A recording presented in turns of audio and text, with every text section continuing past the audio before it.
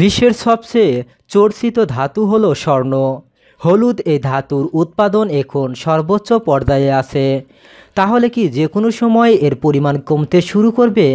বিশ্বে এখন বছরে স্বর্ণ উৎপাদনের পরিমাণ প্রায় ৩,০০০ টন। যেহেতু নতুন বড় খনির সন্ধান আর মিলছে না, তাই বলা হচ্ছে এটাই সর্বোচ্চ উৎপাদন। স্বর্ণের উৎপাদন কমে যাচ্ছে এমন কথা আগে উঠেছিল, কিন্তু বিশ্লেষকরা মনে করছেন এবার হয়তো সত্যিই রাখাল বালকের বাঘ এসেছে। এবারের আশঙ্কার কারণ আছে। সাধারণত ৫০ লাখ আউন্স স্বর্ণ মজুদ থাকলে সেসব খনিকে বিশ্বমানের ও লাভজনক খনি বলা হয়। কিন্তু এখন যেসব খনি মিলেছে তাতে ২.৫ লাখ আউন্স স্বর্ণের বেশি মজুদ দেখা যাচ্ছে না। কানাডা ভিত্তিক খনি উৎপাদন বিশ্লেষক কোম্পানি মাইসন প্লেসমেন্ট জানিয়েছে, উৎপাদন কোম্পানিগুলো ভাবছে খনিতে বিনিয়োগের চাইতে স্টক মার্কেট থেকে স্বর্ণ কেনা লাভজনক, তাই অনেকেই তাই করছে।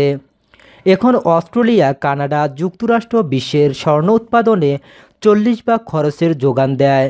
বিশ্লেষকরা বলেন এরই মধ্যে সহজে পাওয়া যায় এমন ফল খাওয়া শেষ।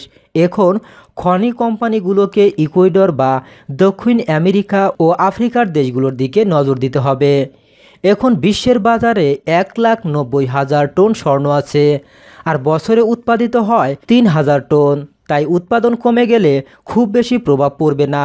বিশ্লেষকদের মতে ভবিষ্যতে স্বর্ণ আসলে রিসাইক্লিং থেকে আসবে, খনি থেকে নয়।